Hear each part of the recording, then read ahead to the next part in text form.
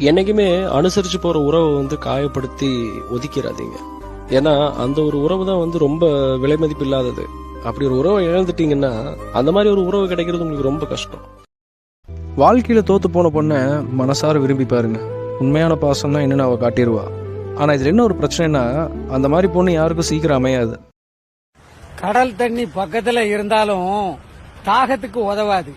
அதே போலதான் சில உறவுகளும் அருகில் இருந்தாலும் மனதுக்கு ஆறுதல் தராது. வாழ்க்கையில வலிகளை தாங்கி தாங்கி மனசு கல்லாயிருச்சு. இனி என் வாழ்க்கையில காயங்களும் இல்ல, வலிகளும் இல்ல, பொய்யான சிரிப்புகள் மட்டும்தான் இருக்கு.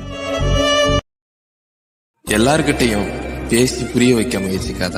சில நேரங்கள்ல எதிரில் நிக்கிறது எருமையா கூட இருக்கலாம். உரிமையா பேசின இடத்துல இப்போ யாரோ ஒருத்தவங்களா இருக்கிறது கஷ்டமா தான் இருக்கு. இப்ப ரொம்ப ட்ரெண்டிங்கான விஷயம் என்னன்னா, வேணும்னா பாசம் கட்டுவாங்க, தோன்றப்ப அன்பு பொழிவாங்க, அதுக்கப்புறம் தூக்கி எறிஞ்சு பேசுவாங்க. ஆமா தானே?